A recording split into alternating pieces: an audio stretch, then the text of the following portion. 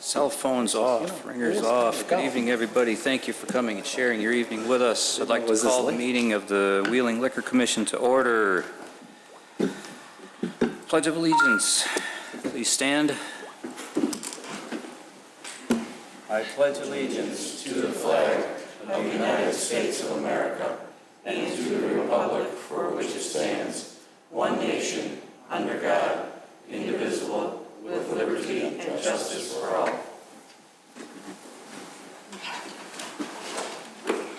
Roll call, Clerk Simpson. Commissioner Vogel? Here. Commissioner Brady? Here. Commissioner Papantos? Present. Commissioner Vito? Here. Commissioner Kruger? Present. Commissioner Lang? Here. President Horker? Here.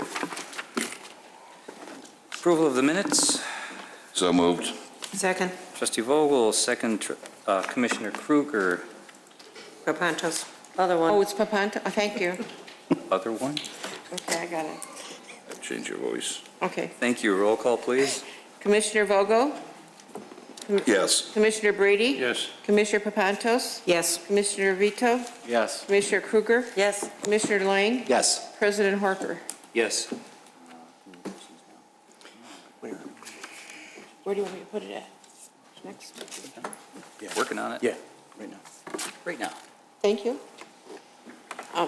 Citizens' concerns and comments. Members of the public may address the committee with comments regarding only those items that are relevant to village business. No citizen shall speak for more than 5 minutes without consent of the committee. Members of the general public who wish to address the board must sign the request to speak form prior to the commencement of the public meeting. Ms. Wilson?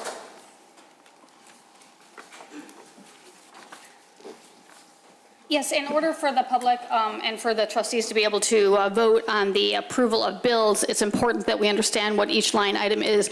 There's an item on the bill for this month, approval of bills, called Buffalo Trails. I'm an avid hiker, and the only Buffalo Trails I know is a resort in West Virginia. We're installing $1,000 worth of Wi-Fi and broadband service at Buffalo Trails. Can anybody explain this to me and how it's related to village business? Perhaps I'm wrong. There's a line item, I'm sure you've all read it because you're going to vote on it tonight. You certainly see something in the approval of bills. It's an amount just under $1,000 for installation of Wi-Fi for some location or some item called Buffalo Trails. The only Buffalo Trails I know is an outdoor resort area in West Virginia. So you have something on here that you don't know how to identify it? I hope you can explain it to the public before you vote for it. I think we can offer an explanation when the bills come up. I would like an explanation now. We don't answer questions during citizens' comments and concerns. How can the public make a meaningful comment to their elected officials if they don't know what's about to be voted on? I don't think there's enough clarification in that line item. Trustee Ray Lang, do you know what that is? I don't. Okay. I would just encourage you as trustees, before you vote on approval of bills, if there's something you're uncertain of, to please ask for clarification before the night so that you can make a meaningful vote. Buffalo Trails is a resort location in West Virginia. They have Wi-Fi in all their cabins. There's no reason for us to install additional Wi-Fi. The only other Buffalo Trails I'm able to identify— I'll answer your question. Yes. Luca, could you come out here, please?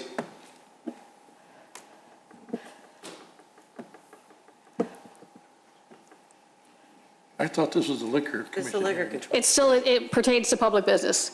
Do you know what Resident Wilson is asking? The Wi-Fi for Buffalo Trails. It's not an IT issue. Well, why don't you do this? When the bills come up, pull the item off and see if we can get the information. I'm sorry, I can't hear you. I said when the bills come up, we can pull that item. Before you vote on it? Yeah, and we can vote on the rest of the bills That without would be it, perfect. and then get clarification for you. Thank you so much. Sure.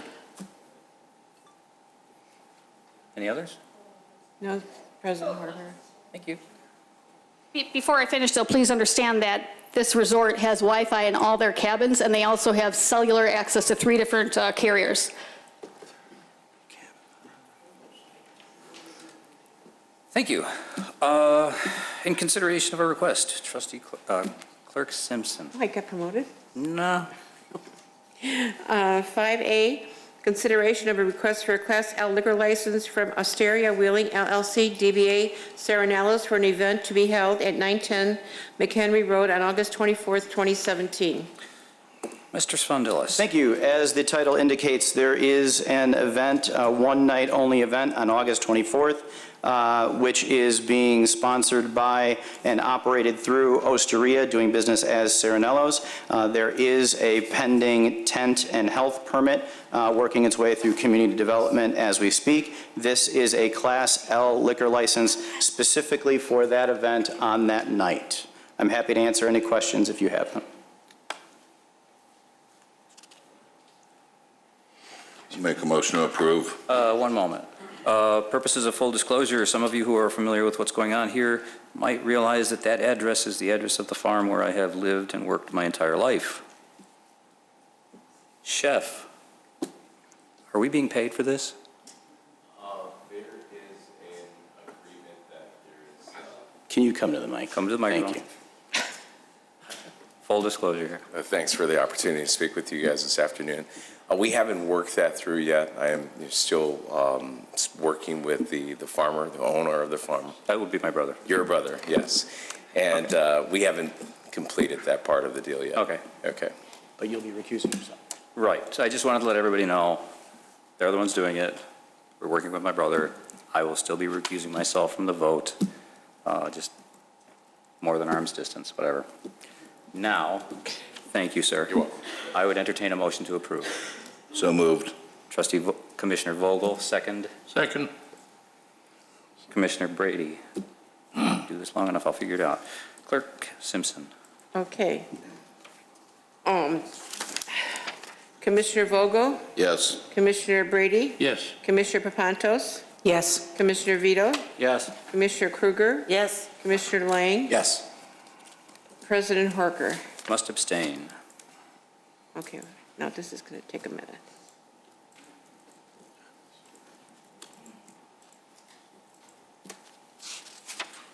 Okay. Item B. Manager Spondilis. We need the next item read into the record, please. Would you like me to read it? Please. Okay. 5B, consideration of a request for a Class L liquor license from Priester Aviation for events to be held at 1061 South Wolf Road on September 16th, 2017, and at 2 unspecified later dates. Manager Spondilis. Thank you. Again, as the title indicates, this is for Priester Aviation to hold a special event. This license does allow for them to hold up to 3 events. The first one indicated is September 16th. They have the opportunity for 2 more similar events to be determined at a later time. Calendar year or? Pardon? Calendar year or? Yes. Okay. So moved.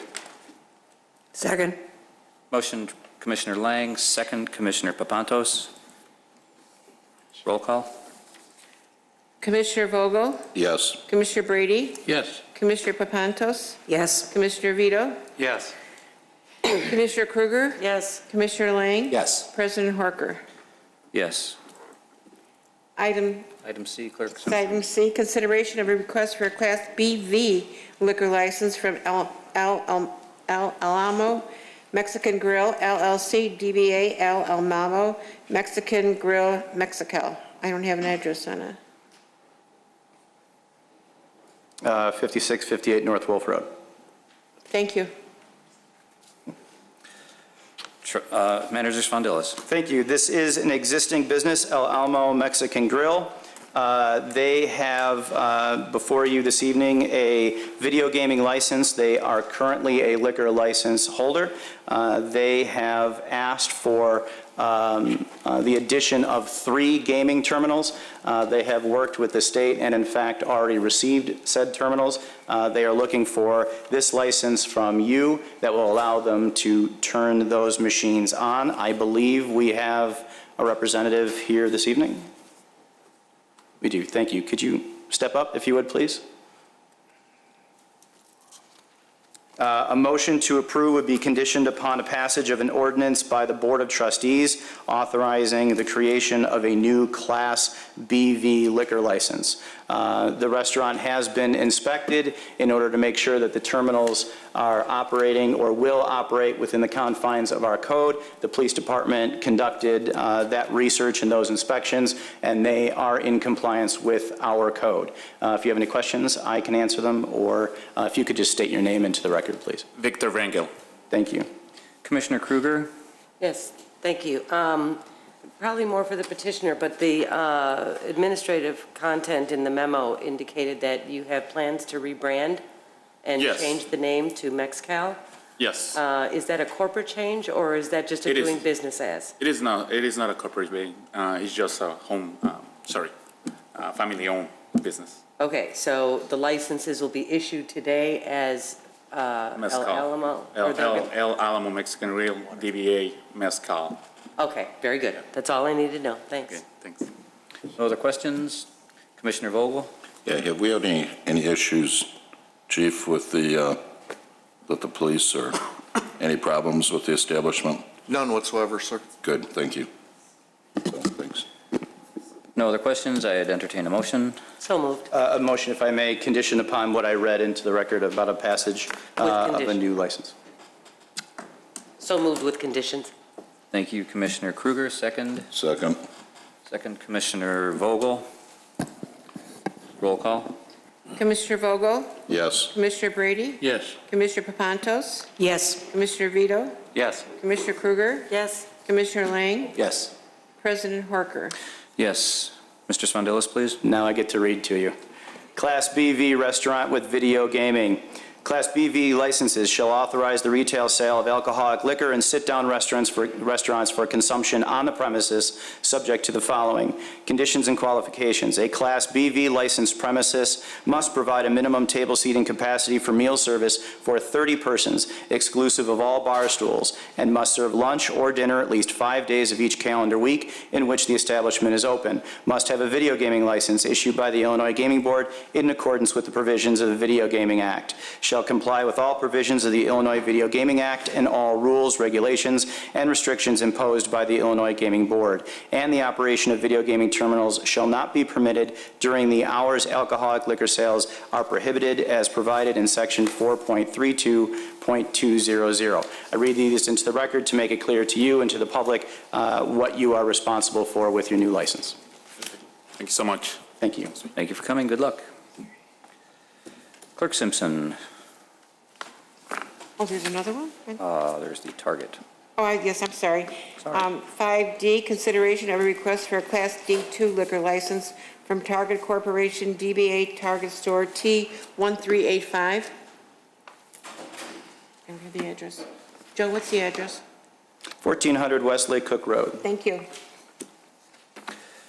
Mr. Spondelis. Thank you. Again, as the title indicates, Target Corporation has asked to be able to sell liquor in their store on Lake Cook Road. All of the requirements have been met. If the commission, chooses to approve, I would ask that a motion is conditioned upon 1, passage of legislation by the Board of Trustees granting applicable special use approval. 2, passage of an ordinance by the Board of Trustees authorizing the creation of a new Class D2 liquor license. 3, satisfactory background check results for applicable individuals. And 4, proof of Bassett certification for all applicable employees. I believe there's someone here representing Target, if you would please.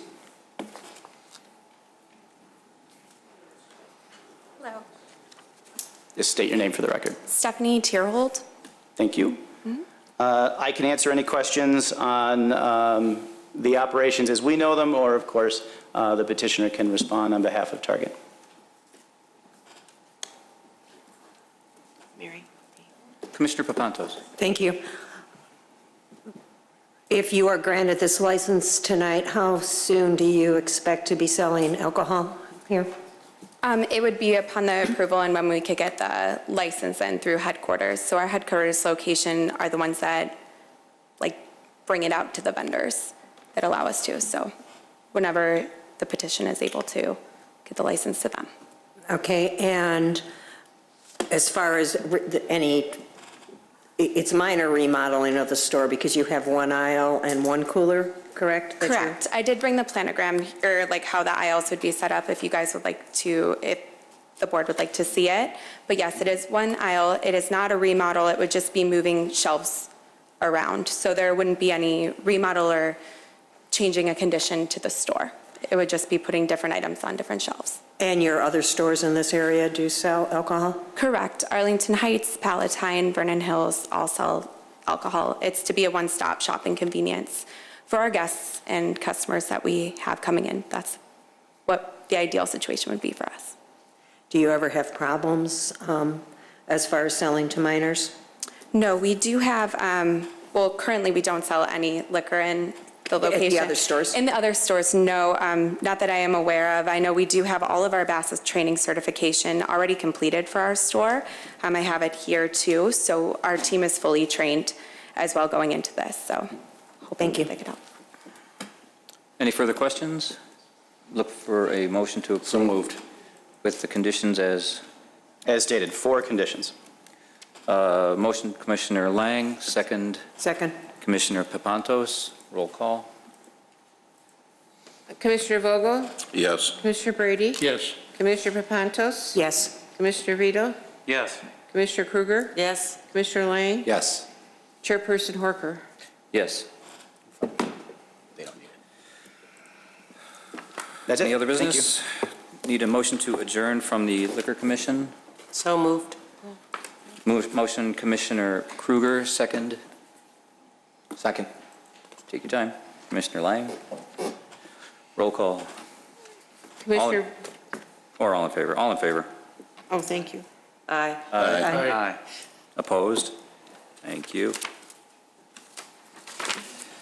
I'd like to call to order the regular meeting of the Village Board for the evening of August 7th. Roll call, Clerk Simpson. Okay. Trustee Vogel? Present. Trustee Brady? Here. Trustee Pepantos? Present. Trustee Vito? Here. Trustee Kruger? Present? Trustee Lang? Here. President Horker? Here. Approval of the minutes, special meeting of June 19th. Look for a motion to approve. So moved. Motion, Trustee Oh, Vogel, second. Second. Trustee Vito. Roll call. Trustee Vogel? Yes. Trustee Brady? Yes. Trustee Pepantos? Yes. Trustee Vito? Yes. Trustee Kruger? Yes. Trustee Lang? Yes. President Horker? Yes, I now need a motion to approve the regular minutes, the regular meeting of June 19th. So moved. Second. Motion, Trustee Vogel, second, Trustee Pepantos. Roll call. Trustee Vogel? Yes. Trustee Brady? Yes. Trustee Pepantos? Yes. Trustee Vito? Yes. Trustee Kruger? Yes. Trustee Lang? Yes. President Horker? Yes. Now I need a motion to approve the joint meeting of June 28th between the airport. Trustee Kruger. Yes, I have an edit to make, please. It's minor at best, but shouldn't item 12 state presentation of newly appointed chairman as opposed to elected? Mr. Harris was not elected. Okay. Yes. I'm Thank happy to Then make the change. so moved with the change? Second. Motion, Trustee Kruger, second, Trustee Pepantos. Roll call. Trustee Vogel? Abstain. Trustee Brady? Abstain. Are you abstaining? I wasn't there. Oh, that's right, okay. Trustee Pepantos? Yes. Trustee Vito? Yes. Trustee Kruger? Yes. Trustee Lang? Yes. President Horker? Yes, thank you. Any changes to the agenda? There are none this evening. Thank you, Mr. Spondelis. Yes, yes. Citizens' communications and comments. Okay. Members of the public may address the committee with comments regarding only those items that are relevant to village business. No citizen shall speak for more than 5 minutes without consent of the committee. Members of the general public who wish to address the board must sign the request to speak form prior to the commencement of the public meeting. Mr. Stylen.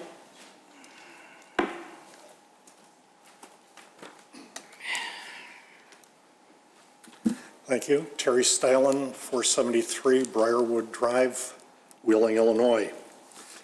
I'm here to give a couple comments about the Wolf Road development that's on the agenda tonight. I think it's item 13D, C or D, one of those down there.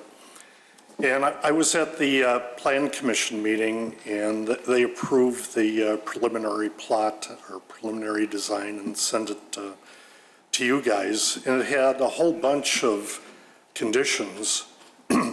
And a couple of the conditions that I have a concern about are condition number 5 that says the units shall have a bigger patio. Number 6, that the units shall have decks off the second floor. Now, during the Plan Commission meeting, there was a lot of discussion about should the patios be 12 by 12 and then have a corresponding deck above the patios. But when it came down to the final conditions and writing of the referral that came to you, there is no statement of what size the patio should be or what size the deck should be. So if you, for all the plan commissioners that have been, that are on the board now, know that once you pass the preliminary plot, as long as the final plot is in conformance with the plan of record for the preliminary plot, you can't make any changes. So to me, in order to satisfy the units have bigger patios, today your plan says a 10-foot by 10-foot patio. As long as they built a 10-foot 1-inch by 10-foot 1-inch, that would satisfy the condition that you may approve tonight. And the condition that says the units should have decks off the second floor, I have a friend in Woodstock that had his house built with a deck that turned out to be only wide enough or deep enough to put a bar stool on. If you sit on the bar stool, you have to have your feet and knees facing inward because there is no depth to the patio. If the petitioner were to build something like that, you would have no choice but to approve it. I'm kind of embarrassed that the Plan Commission approved something that doesn't have any definitive statements as to what the size of things that they're requesting.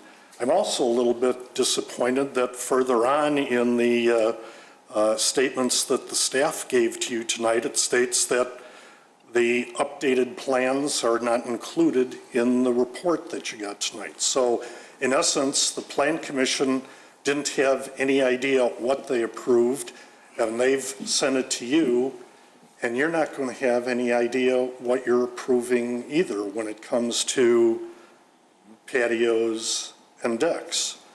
I also question, there was a statement that an irrigation system would be installed, but in the past, we've found out that irrigation systems, according to village staff, can be a hose and a sprinkler system. That is an irrigation system. One of the other things that was disconcerting to me was the fact that both the petitioner and the Plan Commission wanted to have a sidewalk from the Wolf Road property through and over to Mirror Avenue. The petitioner said he'd do it.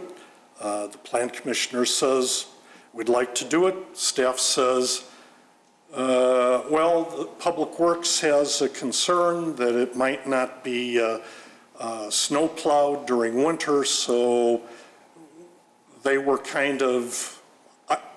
concerned in that area. They said that the police department also had a concern about security and that issue would be brought to the village board. There's absolutely nothing that I saw in your packet this evening that talked anything about a sidewalk from Wolf Road down to Mirror Avenue. So you know, I'm a little embarrassed that the Plan Commission would approve something they've never seen and ask you to approve something that you've never seen as well. So thank you very much. Thank you, Mr. Styler. Clerk Simpson. Mr. Silver?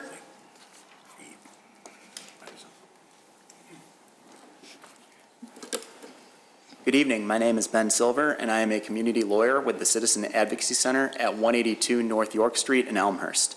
CAC is a nonpartisan, nonprofit community legal organization dedicated to promoting and preserving transparency, accountability, and public access in state and local government in Illinois. For over 20 years, CAC has advocated for meaningful citizen participation in local government, including through the Freedom of Information Act, the Open Meetings Act, and other laws geared towards active democracy. I speak tonight in relation to the Freedom of Information Act, the cost of fulfilling requests under the Act, and the Village of Wheeling's response to those requests. The Freedom of Information Act emphatically states that it is the public policy of Illinois that all persons are entitled to full and complete information about government affairs, actions, and policies so that the people can fulfill their civic duties to monitor government and make informed judgments. It is abundantly clear that the state of Illinois demands that municipalities like Wheeling provide requested records to interested persons. Citizen participation should not be disparaged by local governments. It should be encouraged. As with any other government obligation, the Freedom of Information Act carries associated costs, which are fully recognized by the General Assembly. Yet the General Assembly declares that, quote, providing records in compliance with FOIA is a primary duty of public bodies to the people, fiscal obligations notwithstanding. The law does provide multiple ways that a local government can manage requests that may result in inordinate costs or the use of excessive government resources. These provisions provide the government relief from voluminous requests, unduly burdensome requests, and recurrent requesters. What the law does not provide is that a local government should attempt to publicly shame and disparage a resident who, in the government's opinion, submits too many Freedom of Information Act requests.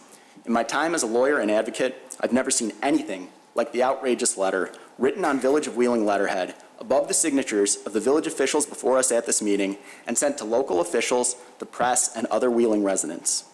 Not only is this reaction entirely uncontemplated by and against both the letter and spirit of the Freedom of Information Act, it also largely ignores problems related to village business in order to attack the reputation of a Wheeling resident. In Citizen Advocacy Center's nearly 25 years of promoting civic engagement and monitoring local government, this is one of the most egregious examples of government abuse of power. I hope that the village officials contemplate how this letter and the village's related actions reflect on their commitment to open and transparent government. And I hope the public and neighboring entities do not take the village's bait. Citizens in the state of Illinois have the long-standing right to request information of the government. The government has an obligation to provide that information. I hope that in the future, the Village of Wheeling will choose to follow the letter and spirit of the Freedom of Information Act, as well as the demands of good governance. It should start by issuing an apology to any residents harmed or disparaged by this government's egregious overreaction. Thank you. Ms. Wilson?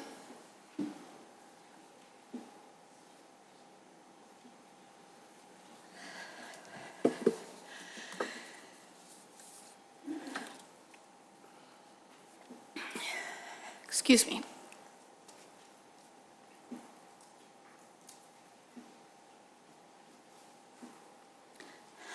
Good evening, ladies and gentlemen of the Village Board. The first minute or so what I have to say is information that you've already heard, so please bear with me. I'm going to reiterate some historical information for the benefit of those individuals who might be hearing this conversation for the first time. As you'll see, this foundation is necessary to set the stage for what I will conclude with. In April of 2013, just a few weeks after being elected, our former village president, Mr. Dean Argyris, filed bankruptcy. Later in 2013, Mr. Argyris had his personal vehicle repossessed, according to my interview with Judy Abrascato during your 2016 budget hearing. Shortly thereafter, Argyris was illegally given possession of a village vehicle for his personal use Judy Abriscato dated that her memory, like many widows do, from the timeline of her husband's death, which was 4 months later. On numerous occasions during 2015 and 16, he illegally used a village credit card for personal purchases. In January 2017, the bankruptcy trustee convinced the federal bankruptcy judge to dissolve his bankruptcy protection due to his noncompliance with the terms of his bankruptcy repayment plan. Later in 2017, without bankruptcy protection, one of the banks holding a mortgage on his home forced his home into foreclosure. In the closing moments of the auction of his home, Mr. Argyris was able to stop the foreclosure. Many questioned how that could possibly happen. Here is the answer. A local businessman named Jerome Starr, who owns and operates several businesses in the village of Wheeling, and who came before this board in December of 2016, the Plan Commission, requesting I-3 industrial zoning, and then later he obtained from this board 6B tax incentive, I believe, is it tax status, getting 10% property tax instead of 25%, correct me if I'm wrong on that, but I believe that to be the case. He gave, that happened in 2016, he was before the Plan Commission getting that special zoning. He foreclosed on his bankruptcy in February, and then a few months later, this man, Jerome Starr, this businessman, gave Mr. Argyris $65,000 in return for a mortgage on Mr. Argyris' home. It's all a matter of public record, and anyone interested in following the trail can look at the same public records that I have researched in order to confirm the facts I have just given you. This raises several important questions for this board, the most important of which is given the illegal collusion between former village president and a special interest party who stands to gain a lot from the decisions made by the board. What other possible illegal acts or nefarious deeds could have been committed by Mr. Argyris while he was in office? Moreover, what possible collusion could still be going on between Mr. Argyris and village officials? For example, the trip that Mr. Argyris made to Las Vegas with our own economic developer, Mr. Melandfi, 2 months after the election. Let me close by asking this board to get involved and find out what additional damage may have been inflicted on the village of Wheeling by similar other illegal acts by the former village president. I urge you to consult with the village attorneys to figure out what the next appropriate steps are. You can find it all in the Cook County Recorder of Deeds. And what's very disturbing is Jerome Starr, this Wheeling businessman, gave Dean Argyris 1 year to pay off that $65K, 1 year. And here he is with our economic developer gallivanting around Vegas 2 months after the election. The guy who meets with all of our developers. It's very concerning.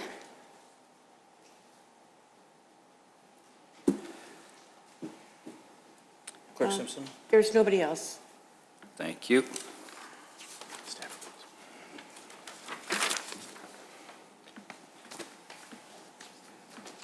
Staff reports. Chief McIsaac. Thank you very much, President Horker. I come to you tonight with some very excellent news for the village of Wheeling. Every 6 to 8 years, an organization, a private third-party organization known as the Insurance Services Office, or ISO, comes out and independently evaluates every fire department in the United States. And based upon that evaluation and a very prolonged process, determines the firefighting and fire suppression capabilities associated with the fire department. We were evaluated this past spring, and I'm pleased to announce to you that we have received an ISO Class 2 rating. The ratings go from 1 to 10, 1 being the best, 10 being the worst. This is an improvement from our prior Class 3 rating. To put this in a statistical perspective, ISO has evaluated 46,042 fire departments nationwide. This new ISO Class 2 rating puts us in the top 1,565, or in a statistical way, in the top 3.4% of the fire departments nationwide. This is actually quite an accomplishment because it actually validates the hard work that has been done by a lot of people, including efforts by our Public Works Department with the water system, our dispatch system, both in police and at Red Center, and more importantly, and most importantly, I should say, the members of the fire department who have put forth an effort. We have eked every efficiency and capability out of our current staffing and equipment, resources and training, and I'm pleased to announce this rating tonight to the village. In the end, what does it mean? It means that most of the residents in this community, while they may not see a huge change in their property insurance, the value ultimately will be seen by our businesses in the community, because our businesses pay obviously much higher property insurance rates going forward, and this improvement from a 3 to a 2 will in fact show as a benefit to our businesses in the community and will serve as an attraction for businesses to come to our community. This rating will go in effect in November 1st, and I encourage our residents and our businesses as we get closer to this to reach out to their insurance companies and make sure that they're getting the full value and benefit of this new fire rating. Thank you, Chief. No other reports? Consent agenda. Clerk Simpson. Consent agenda. All items listed on the consent agenda are considered to be routine by the village board and will be enacted by one motion. There will be no separate discussion of these items unless a board member or citizen so requests, in which event the item will be removed from the general order of business and considered after all other agenda items. 11A, ordinance amending Chapter 4.32 of the Village of Wheeling's Municipal Code, alcoholic liquor dealers, specifically Section 4.32.085, to increase the authorized number of Class D2 liquor licenses. 11B, ordinance amending Chapter 4.32 of the Village of Wheeling's Municipal Code, alcoholic liquor dealers, specifically Section 4.32.085, to decrease the authorized number of Class B and increase the authorized number of Class BV liquor licenses.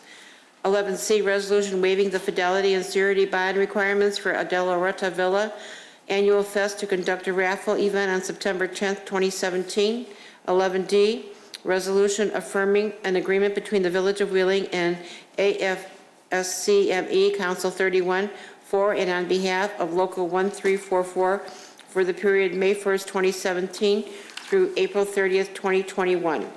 Item 11E, resolution authorizing the execution of a First Amendment to the service agreement between the Village of Wheeling and Andy Frayne Services Incorporated for crossing guard services. Item 11F, ordinance amending Chapter 2.22 of the Wheeling Municipal Code regarding the duties of the village prosecutor. 11G, that's the consent vote. Does anyone have questions about any of the consent items? If there are no questions, I would look for a motion to approve. So move. Second. Motion, Trustee Lang, second, Trustee Vogel. Roll call. Trustee Vogel? Yes. Trustee Brady? Yes. Trustee Papantos? Yes. Trustee Vito? Yes. Trustee Krueger? Yes. Trustee Lang? Yes. President Horker? Yes, there is no old business. New business. Unanimous. Save. Okay. Clerk Simpson. 13A, presentation regarding year 2016 comprehensive annual financial report and audit process by Siklich LLC. Mr. Manager. Mr. Monshane, you're up. Thank you, Mr. President.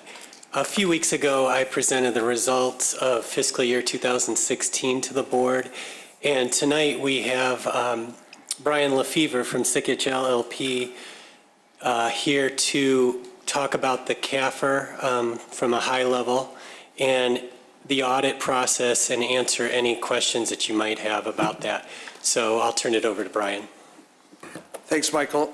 On behalf of Sikich, I'd like to thank the President and the members of the Village Board for inviting us to present some brief comments on the report resulting from the audit of the village for your year ended December 31st, 2016.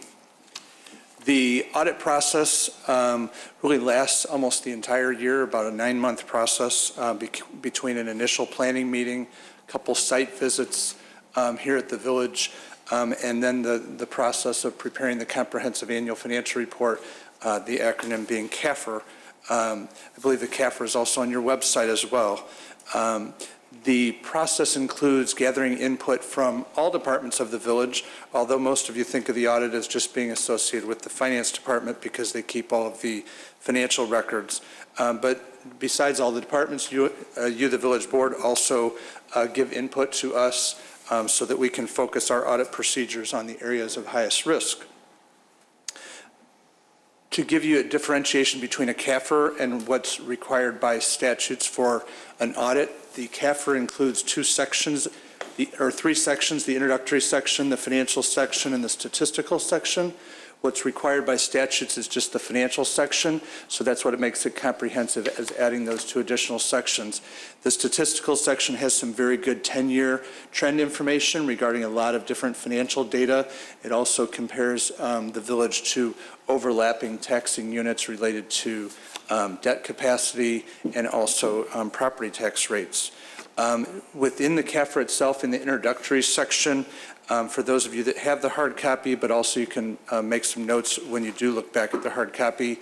On Roman numeral 3, the third page of the introductory section is the award that the village received for its CAFR for 2015. This is from the Government Finance Officers Association. It's the Certificate of Achievement for Excellence in Financial Reporting. This is the highest level of financial reporting within the local government industry. You should all be commended for the village's participation in the program. It's the 2015 year was the 36th consecutive year that the village received this award. Within the financial section, the first document in the financial section you'll see is on Sikich letterhead. This is where we give our opinion on the financial statements. So what exactly does that mean? In order for us to give an opinion on the financial statements, we're required to follow two sets of standards. One are the auditing standards issued by the AICPA, which tells us the types of procedures that we need to perform when we're conducting our audit. And then the second set of standards are the financial reporting standards, which are issued by the Governmental Accounting Standards Board, or GASB, which tells us what this document needs to look like. You might recall from last year that for the first time GASB required that net pension liabilities be reported on the financial statements last year. So once again, those are presented as well this year, a significant change in terms of the reporting on government financial statements. Once we follow those two sets of standards, we can then give an opinion on the financial statements. We're pleased to present an unmodified opinion, and what that means is that the financial statements are presented fairly in accordance with generally accepted accounting principles, free of material misstatement. And this is the highest level of opinion that you can receive on your financial statements. More good news is that we issued an unmodified opinion as relates to your compliance with the tax increment financing laws, and you can find that separate compliance opinion also towards the back of the CAFR on page 175. One final document to bring to your attention within the audit is just past the independent auditor's report on beginning on page MD&A 1 is what's called the Management's Discussion and Analysis. It's a very unique document for local government financial statements because it's the one place in the audit that you can give the whys to the numbers. The numbers themselves are just what occurred, but you can actually explain some of the changes in the financial position from 2015 to 2016. So the village has prepared this document, and it's very well written. It'd be the one place that you want to go to right away if you're going through the audit. In conclusion, all the information that we received from the village was complete, received on a timely basis, and all deadlines were met. A lot of hard work was put into by the village staff and also our Sikich audit team. With that, I would turn it over to you and see if you had any questions on the process, on the document itself. I'd be happy to answer them. Questions for Brian?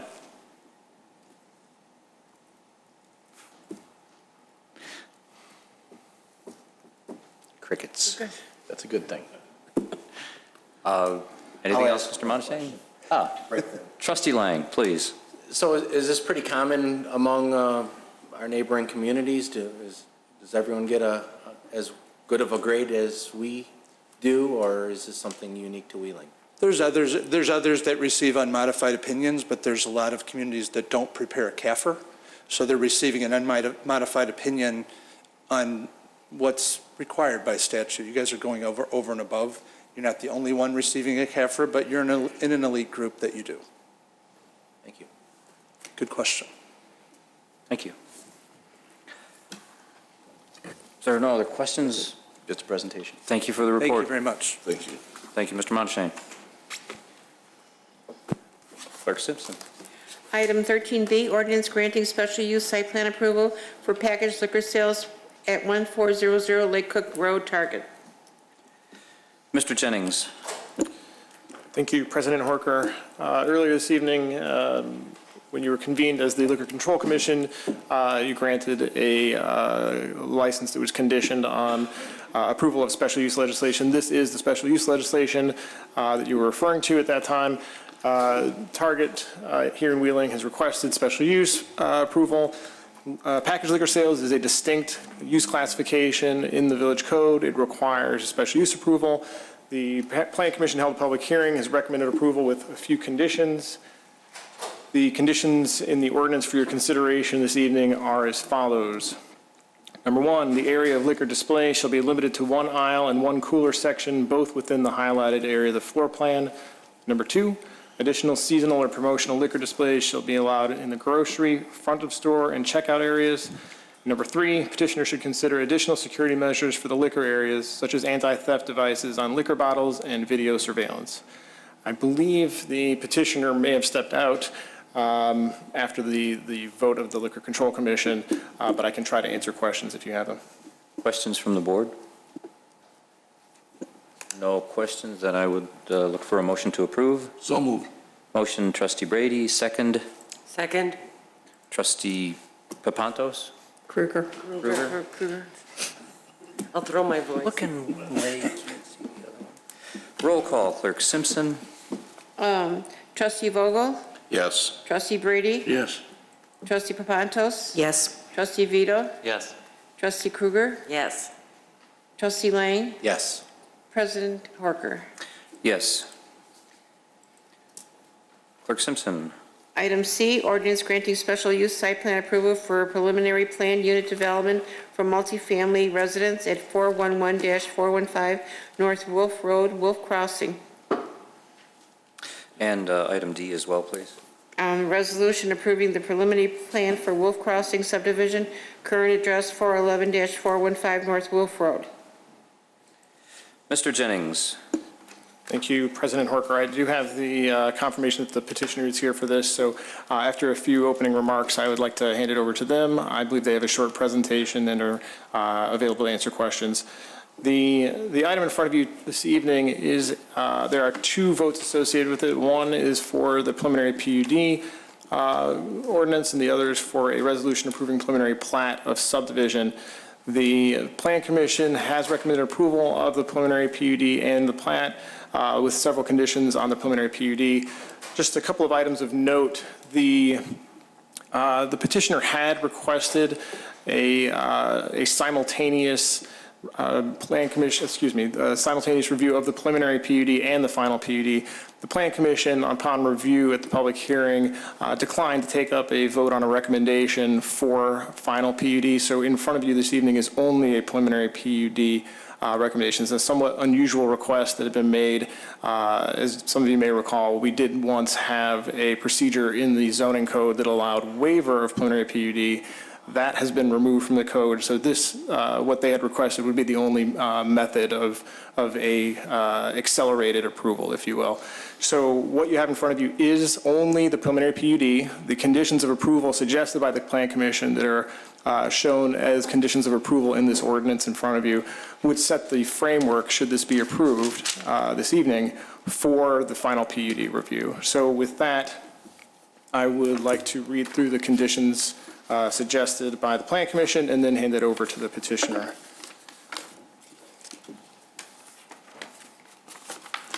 Excuse me, sorry. The conditions of approval, and again, these are in the preliminary PUD ordinance, not the plat.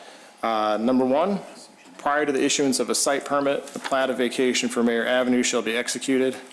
Number two, the brick shall not be veneer as labeled on the plans, but shall be standard nomenclature brick. Number three, final PUD submittal shall include downspouts on the elevation plans. Number four, the final PUD submittal shall provide a detail that shows each unit having an outside water spigot in the rear and a water spigot in the garage. Number five, final PUD submittal shall include bigger patios. Number six, final PUD submittal shall include decks off the second floor. Number seven, irrigation is required for the entire property. The final PUD submittal shall include an irrigation plan.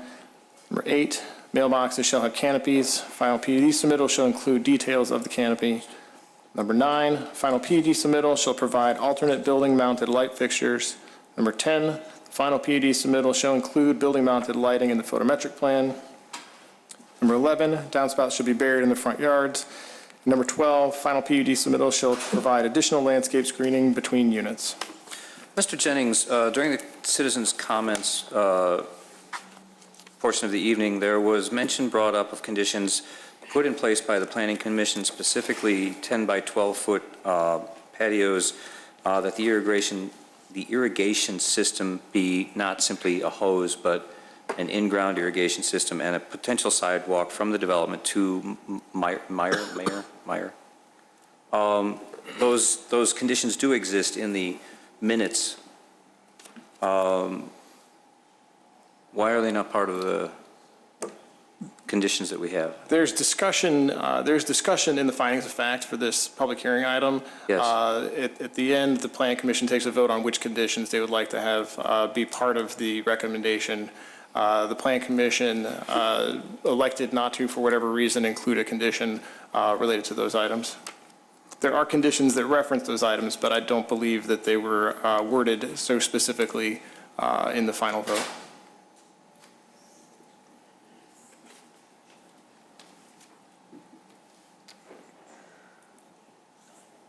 Larger patio. It does just say larger patio.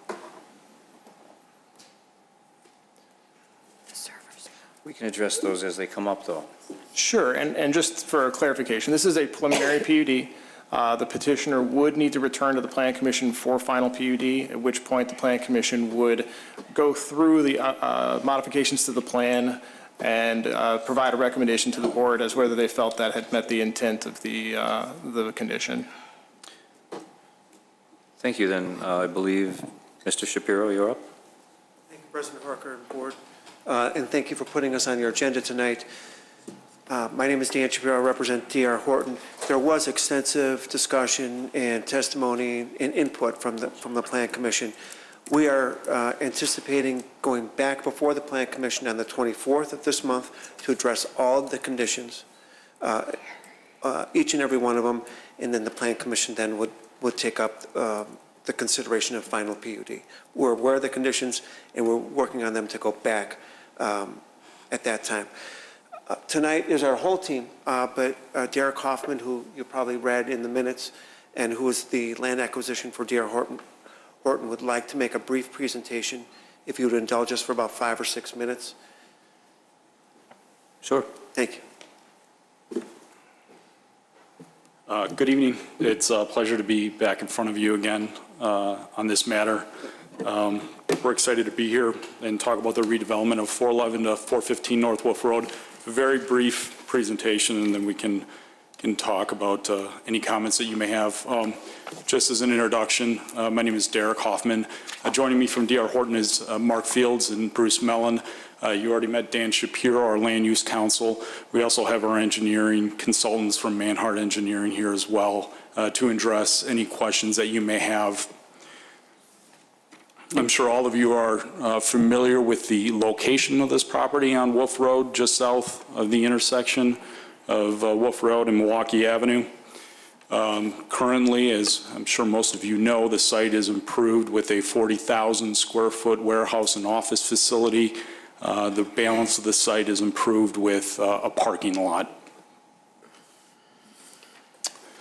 So our plan is to redevelop the site with 39 townhome units. Once developed, the property will be approximately 36% open space compared to essentially 100% impervious surface in its current condition. We've incorporated 16 guest parking stalls, which meets the village code and guest parking requirements. As the staff report indicates, we've had numerous conversations with staff to modify this plan. While from a 30,000 foot perspective, this may look somewhat similar to what you saw back in February when I was here, but trust me, there's a lot of thought and engineering and work that's gone in to modify this plan with staff. So these are our revised elevations. This will look different from what you saw back in February.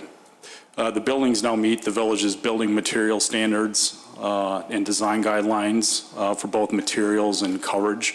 I think it was some of the trustees here that had offered some comments on the entries as well, so we've enhanced the entries to create more of a sense of entry into each one of the units.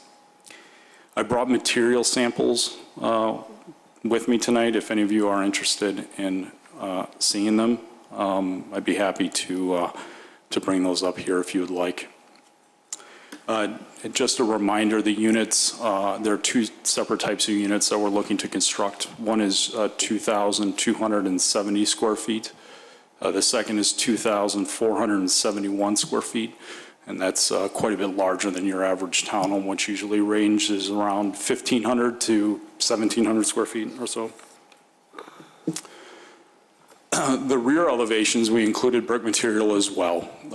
As you've heard already tonight, the final PUD plans will include larger patios and second floor decks as the plan condition had commented. We've also included bay windows and additional landscaping along Wolf Road to enhance the architecture and visibility of the units from that roadway. So that, I just wanted to give you a brief overview of where we're at right now with the project. We understand the plan conditions, the plan commission's comments and recommendations. We're hoping to be back in front of them on August 24th, in which case we'll present information to address all of the items that they laid out in the meeting. I look forward to your comments, and I'll turn it back over to Dan. Thank you. Thank you. Trustee Lang, Trustee Pontos, you're next. Thank you. Do you have anything else? Okay. Questions that I have. I really like how this is going. How it's the elevations look great. It has a great feel to it. I'm bothered by a few things though, and some things that came up in the Plan Commission as well that I'll just address with you, if that's okay. The garage sizes were really bothersome to begin with, and I like your explanation of that. They're narrow. They're 16-foot, 17-foot widths on these, and I mean I played around with my garage and tape measures today, and the cars that I have, and I saw your there was a image of a large SUV and a Lexus in one of the garages as an example, but it just, you know, you couldn't get in those cars. You can get in one, but not the other. So The garages were a discussion point from the Plan Commission.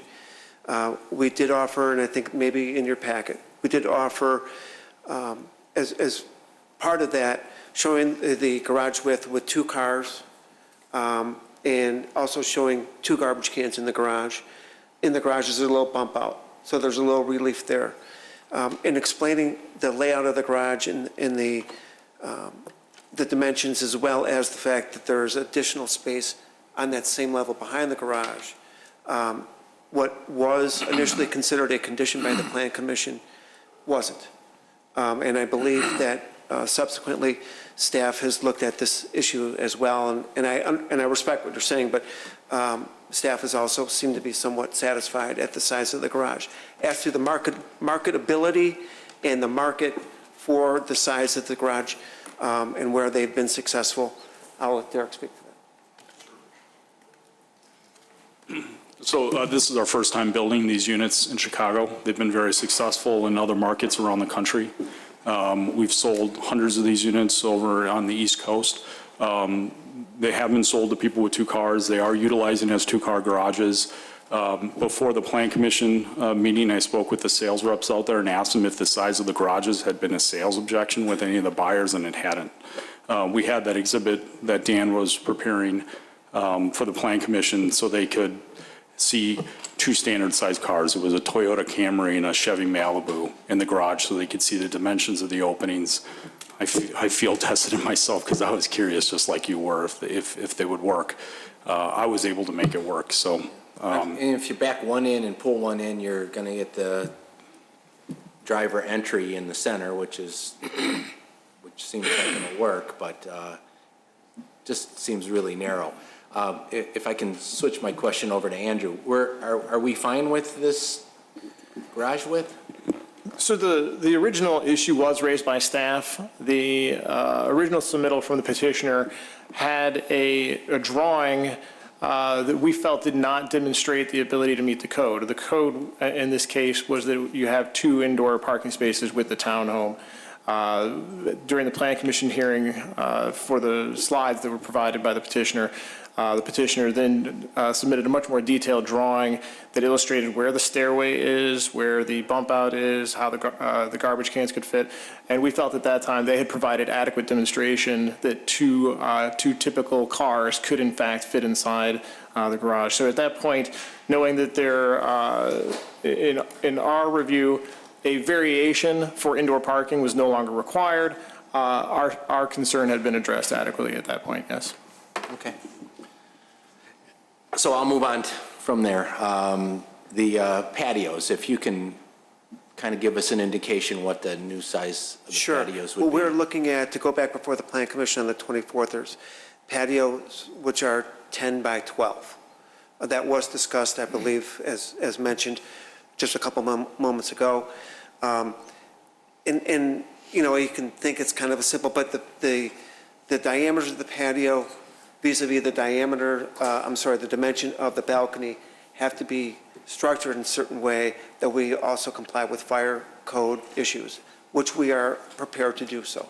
So we did that while also looking at the benefit of the open space backyard. So they will be enlarged. We will go back to the Plan Commission with the proposed 10 by 12 patio. Okay, and then moving on to some of the next on the punch list, the balcony. So what do you propose that second story balcony would How size? deep it would be? Yeah. I forgot. So we're playing with it right now, but the patio configuration is 4 feet by 10 feet. It would be cantilevered, and the reason we're doing that is so we don't create a situation where the engineering would require posts to come down into that patio below, which would create sort of a very difficult situation with patio furniture and other things if you're working around posts from the balcony from above. Okay. Next is irrigation. We're looking at this very closely. I can tell you this is one issue we're looking at very, very closely. All the other conditions on the list, we are prepared to address satisfactorily to the Plan Commission. This one, we got to do a little more engineering to look at. But what we do know is that at the Plan Commission and to date, we would be prepared to irrigate the front and the main entrance, which I think are really the most prominent and most important areas. Back has a spigot so people can use their hose in the back, and then the roof lines and the downspouts would then kind of irrigate the sides on their own by nature, because that's where the water will fall. So that's what we're looking at right now, and our engineers are hard at work. Okay, and the downspouts, as you we do have elevations that will show the downspouts. but they don't spill out to the driveway. I'm sorry, I misspoke. Right, I meant the roof. Okay. Yes, in terms of burying the downspouts, that is something we're prepared to do. Okay, great. Yeah, I envisioned icy driveways Right. and so on. Thank you. And then a comment on snow removal. Do you have adequate plan for snow removal? We do have an adequate plan for snow removal, not only the plan on site, but we also have plans, provisions in the CCR that would address that. And we have addressed and located the snow removal that would be, I think it was 5 feet of snow, could be stored. But I'll let, again, Derek address that. Yeah, so for a number of issues, both for the board and for fire, we located snow storage areas on the site. There was some concern about in a traumatic snowfall event, whether those areas could handle all the snow that they would need to handle. So in the CCRs, we included a provision where if those snow storage areas cannot handle the capacity of snow on site, that the HOA would be responsible for removing that, trucking that snow off. So we want to make sure the streets are clean. We want to make sure that people's driveways aren't impacted. We believe that the snow storage areas are adequate, but in a backup situation, it would be hauled off. We're also willing to, per fire's request, sign and post the guest parking areas so that in a snow event, there would be no parking there because some of the snow storage areas are behind the guest parking to make sure that the snow removal company can get to the back of those areas for snow storage. Thank you. And my last question is, has to do with Wolf Road itself. You know, there are plans one of these days to redo Wolf Road. How will that impact the entryway, the frontage? You're pretty close to Wolf Road as it is, it looks like. Yes, and this was an issue that was brought up at the Plan Commission to determine how that would affect a couple of units, and I'll let Bruce speak to that. Good evening to everyone on the board. My name is Bruce Mellon. I'm a land development manager with D.R. Horton. Regarding Wolf Road improvements, if we were to get a positive recommendation going forward tonight, we would be submitting our plans to IDOT shortly thereafter in concert with the village engineer and their review. And the expectation is that we would design the entrances to meet not only today's conditions, but the potential future conditions so that there'd be minimum impact to the roadway when they go to widen. I'm not sure if that addresses your concern. Well, it's probably more important that you're aware of, and I know you are, that there will be some construction and the road will most likely get wider there, and it's going to take some of your frontage. And just so you're planning in the future for it, I'm probably more concerned about that than. Yeah, so when we looked at overlaying the proposed IDOT improvements and looking at the setbacks from the back of the curb to our units, we're about 40 feet from the back of curb to our units. So there's about a 40-foot buffer between the roadway and the actual units themselves. It's larger, it's about 10 feet more than that right now if Wolf Road isn't improved. But we wanted to make sure that we had at least in the neighborhood of about 40 feet of separation. Thank you, gentlemen. Trustee Papantos? Thank you.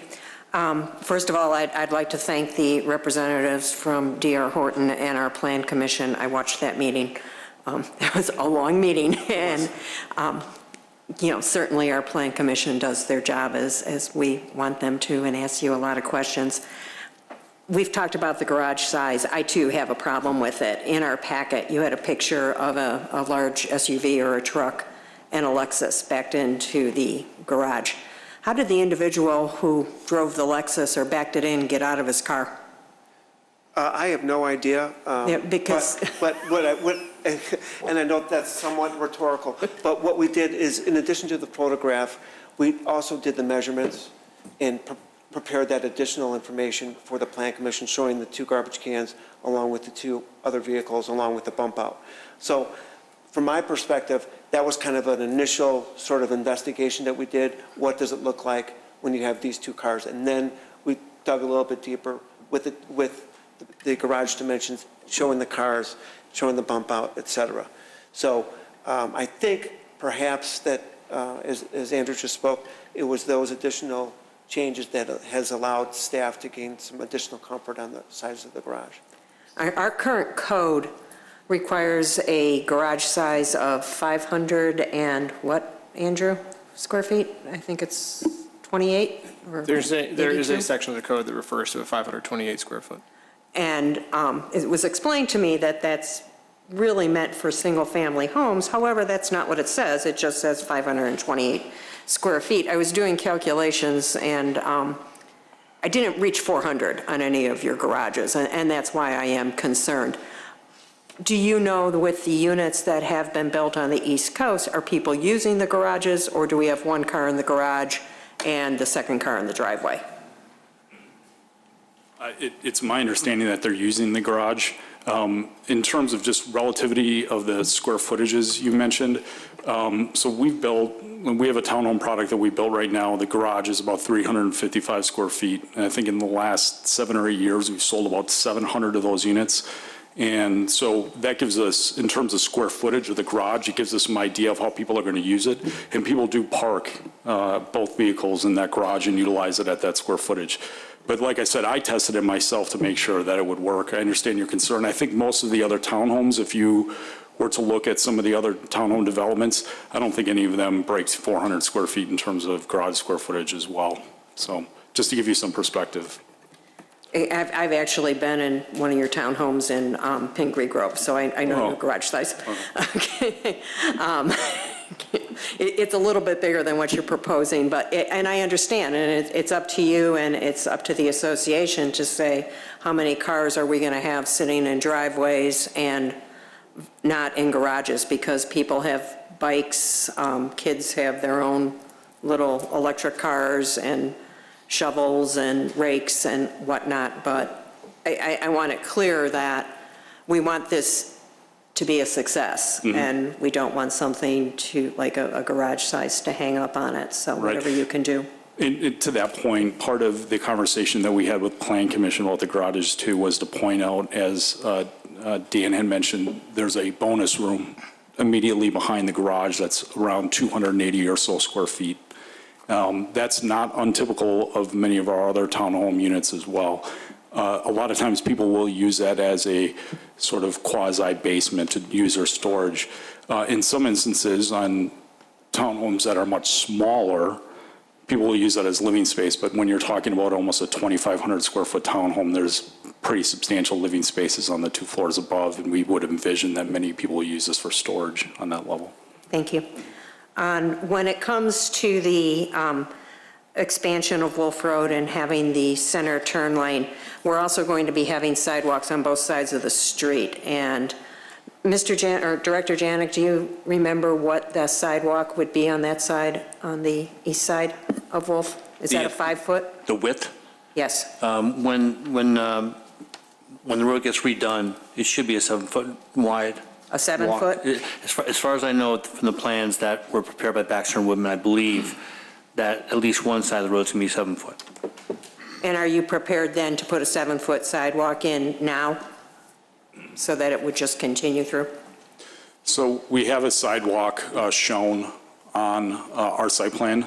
I can't give you the correct dimension of it. Do you mind if I ask our engineers so they can tell you what the dimension of that sidewalk is? I'm sorry. We're feverishly looking at the IDOT plans as we speak. 7 foot didn't ring a bell when we first started, but we will verify, and I would imagine that we would match whatever IDOT is requesting there. So. Great, thank you. And you are ready then for the widening of Wolf Road as Trustee Lang did speak to, and this will all fit? Yeah, we've had preliminary contact with IDOT already, and they've taken no exception to our access locations. We've given them a brief overview of the traffic. We haven't made our formal submittal yet, kind of pending today's resolution, but we don't anticipate any issues with IDOT. We expect that our plan should fit seamlessly with the Wolf Road as it sits now and the expansion. For those of us who use Wolf Road on a regular basis, we're waiting anxiously for that center lane, trust me. You, in your guest parking, and I don't know if you're the person who's going to answer this question for me, you show handicapped stalls. Why? I mean, in all honesty, I cannot envision any requirement where in a townhouse development you need handicap parking. Certainly, a handicapped visitor would go to the driveway instead of parking at either end that we're seeing and walking to unit 17 or 14, they're going to park in the driveway of unit 14. I apologize, I'm not a subject matter expert on ADA, but it's my understanding once you exceed a certain number of stalls that there is a requirement for at least one ADA compliant stall. So that was what we designed to, and we'll certainly check into that as well, but I think it also creates a benefit for folks that are coming over that require that type of accommodation. Right, I mean, I think somebody who requires a handicap stall would probably park in their driveway because it would be much easier to get to, and I'm just thinking you'd have more room for snow storage and actually extra parking, because I believe a handicap stall takes up an extra regular space, It's so to essentially speak. 2 stalls for one, but we'll certainly look into it. It's my understanding over a certain number of stalls, it's a requirement, so. If we don't need it, we've got a little more room, but we'll look into it. It was just a thought, sorry. Thank you very much for the compensatory storage. I was really glad to see that you're putting all that in. That looks great. Once the homes are sold, and I'm sure they're going to sell very quickly, who will have control of the plantings in the front and the back of the unit? Will the owners have a certain amount of, will they do their own planting, or will this all be part of the association, or? It'll be controlled by the association. This is obviously would be a fairly intimate association with only 39 homes. So I would, and typically in a situation like this, people will go and seek a variance if they want to plant something special in their backyard, which is, meeting with the HOA at their monthly meetings. Plus, there's nothing to prohibit people from doing planters or things of that nature on their patio if they want to do that as well. I think the landscaping, certainly it's a common maintenance item, so the HOA will be taking care of it in terms of the species, the plants and stuff. That'll be up to the board's discretion for what they want to do for the individual units.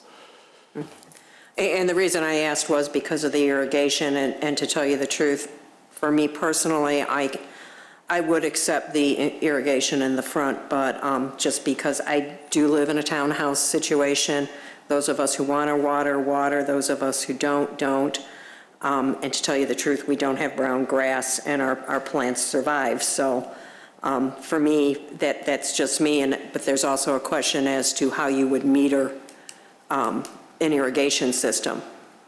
I'm assuming you're going to have water meters on each individual unit? No, so there would actually be a meter system, and the mechanicals for that would be behind the entry monument up in front. Is kind of the way we're looking at it right now. Like Dan said, we're finalizing these plans, but there's room to locate those systems behind the entry monument in front of the community. Great. And have you given consideration to the noise and congestion that you're going to feel as soon as Boston Seafood opens, or Boston Fish Market, sorry? Yeah, so if you recall, directly to the abutting us in Boston Fish Market is an open area. Right. I think it's technically a detention basin right now. Typically in these type of environments, it's our experience that this buyer anticipates being in an infill location, that there's going to be extra congestion, noise associated with living in these environments. Typically, these people are usually coming from a much more dense urban setting, i.e. downtown Chicago, where they're used to that sort of traffic. It's something that we anticipate. It's something that we're going to have to see how it works, too. As you may recall, that Pete Miller parking lot, or the Boston Fish Market parking lot, is a pretty large parking lot, too. So we'll see how much parking and congestion actually ends up all the way at the back of the parking lot. If you've ever been to their displaying site, it's going to be packed. And I love it, by the way, too, so I'm excited that it's coming. So are we. Thank you. Any other questions? If not, I would look for a motion to approve. D first, right? Yes. No, C first. 13C.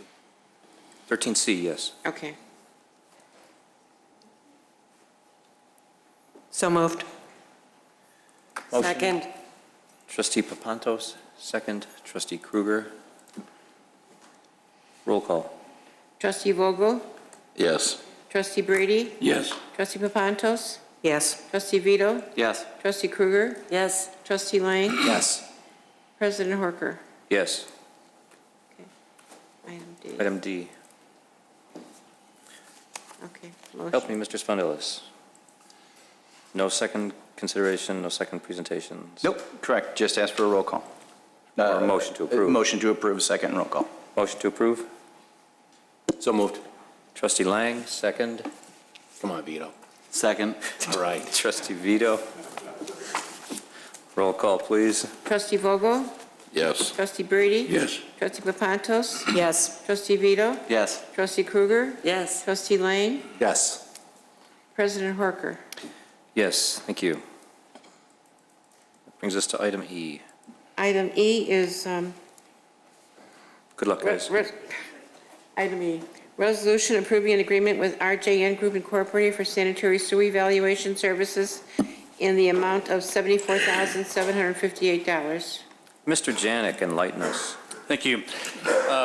Public Works needs to abide by numerous regulations applied by various agencies. One of those agencies is MWRD, and MWRD requires adherence to regulations associated with, for instance, the National Pollutants Discharge Elimination. The RJN Group is this is an engineering services contract where they come into town. They've done this for at least twice before, and they find areas of our sanitary sewer system that show either infiltration or leakage from the system into the environment.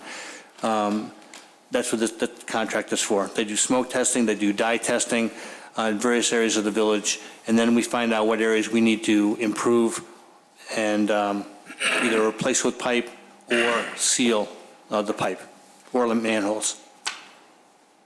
What are smoke testing and dye testing?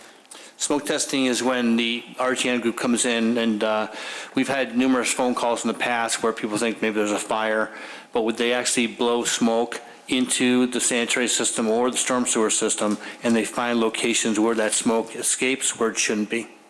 And the dye testing is dyeing the water flow and seeing if that water flow, for instance, if it's in a storm sewer, ends up in a sanitary sewer, we know there's infiltration between the two systems. Thank you, sir. Questions from the board? So moved. One question. Trustee Papantos. Sorry, Director Janik, in the past, and we've done this quite often, this testing, how often have we found problems? Numerous times. As a matter of fact, 2 items down on the agenda here, you're going to see a request for us to seal more manholes, and it's a direct result of this engineering contract. Thank you. Trustee Krueger, were you going to make a motion? Sure. So moved. Thank Second. you, Trustee Krueger. Second, Trustee Papantos. Roll call. Trustee Vogel? Yes. Trustee Brady? Yes. Trustee Papantos? Yes. Trustee Vito? Yes. Trustee Krueger? Yes. Trustee Lang? Yes. President Horker? Yes. Item F, Clerk Simpson.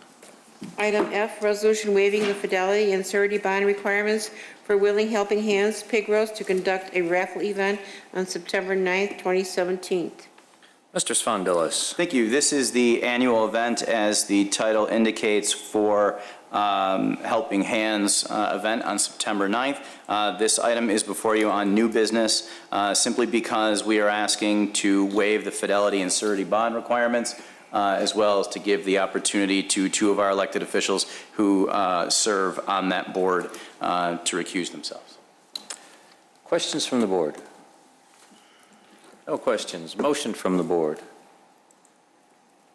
So moved. Motion, Second. Trustee Lang. Second, Second. Trustee Krueger.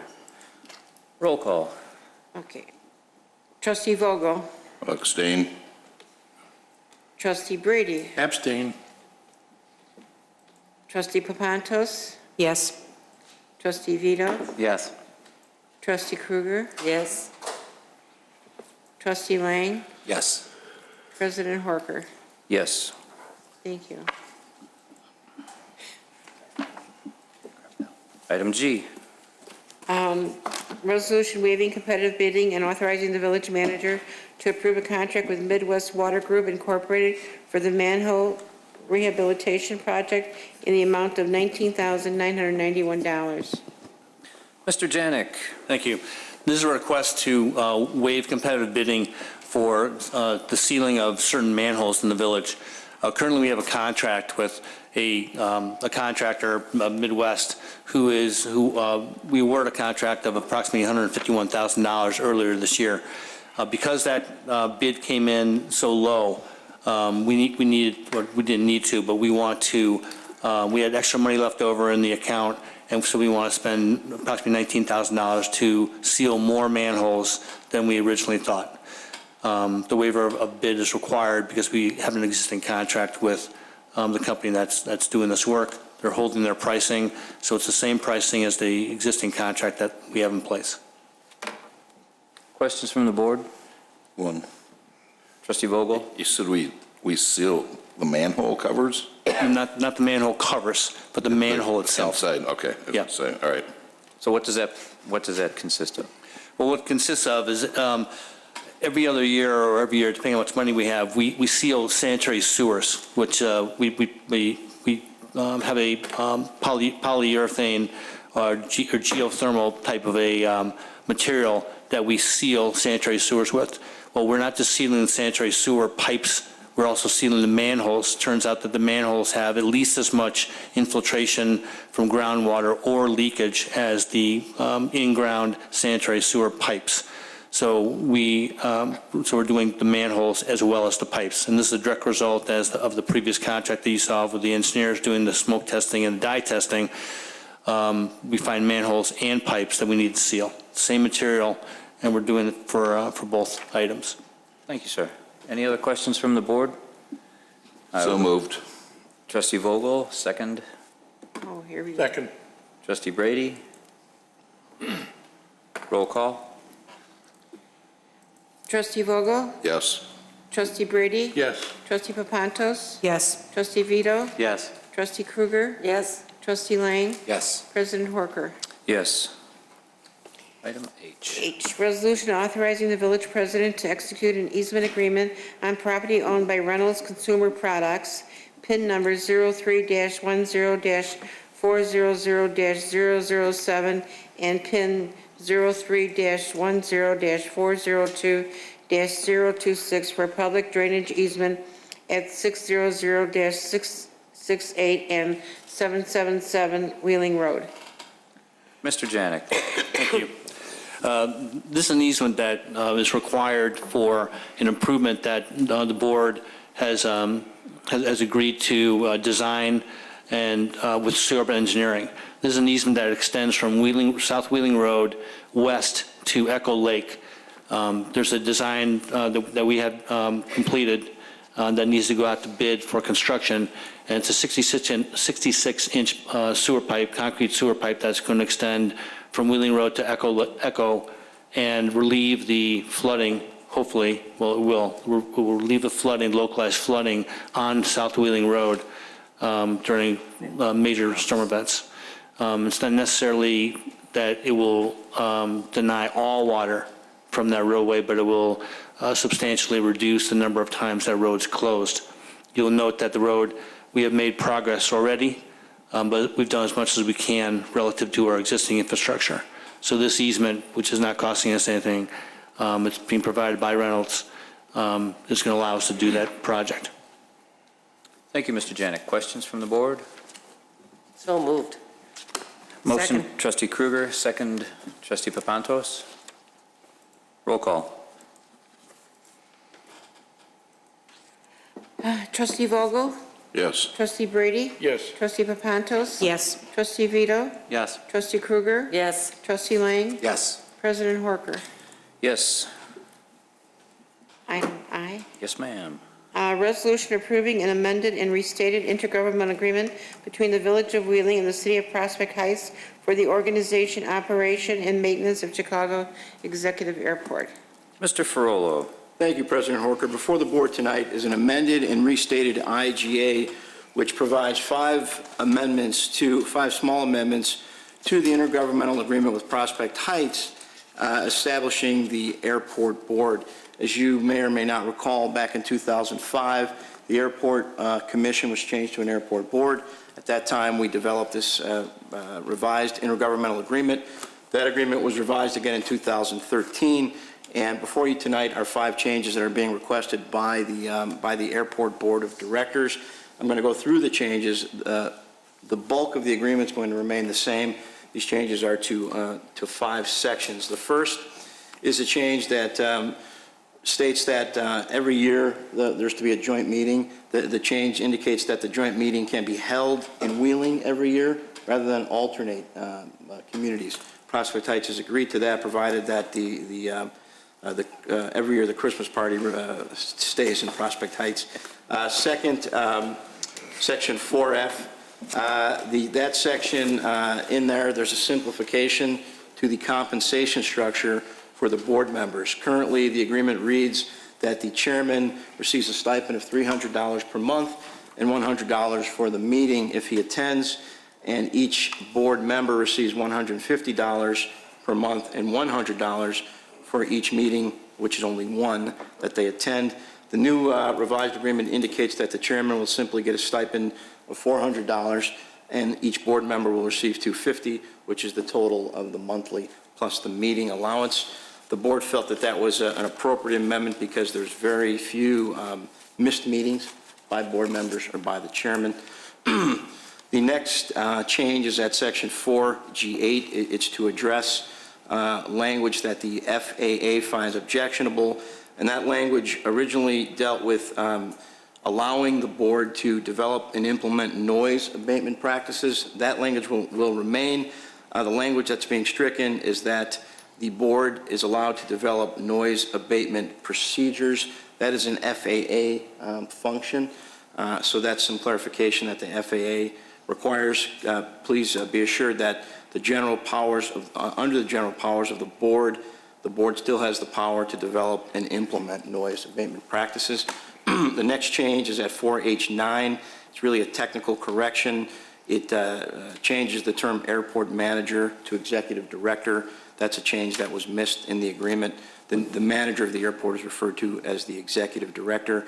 And the final change is to 5C of the agreement, and it deals with hiring the executive director of the Chicago Executive Airport. Currently, the language indicates that the board has the right to hire the director of the airport. Every 3 years, each community has the right to request that power back in the event the communities are not happy with the way things are going with the airport. The airport board has asked that reversionary take-back language be removed and that the hiring of the executive director of the airport remains solely with the airport board. Keep in mind that each community has a great deal of power relative to what can happen at that airport. So this is not carte blanche by any stretch, but it is an allowance of the airport board to really take the main role in management and hiring the manager of the airport. So those are the changes. If you have any questions, please feel free to ask. Questions from the board? Do we have to vote on all 5 as a whole, or are we voting on them individually? No, it's you're voting on an amended agreement with all 5. All 5, okay. No more questions? Looking for a motion to approve? So moved. Trustee Papantos? Second. Second, Trustee Kruger. Roll call? Trustee Vogel? No. Trustee Vogel, no. Trustee Brady? No. Trustee Papantos? Yes. Trustee Vito? Yes. Trustee Kruger? Yes. Trustee Lane? Yes. President Horker? Yes. It's 5-2. For the win. Item J. Okay. Ordinance amending the municipal code of the Village of Wheeling regarding the administrative adjudication of municipal code violations. Mr. Ferrolo, please. Actually, item J is the ordinance amending Title II, Chapter 298 regarding the Chicago Executive Airport. Just to be clear, the next one, Clerk Simpson, deals with code violations. Okay.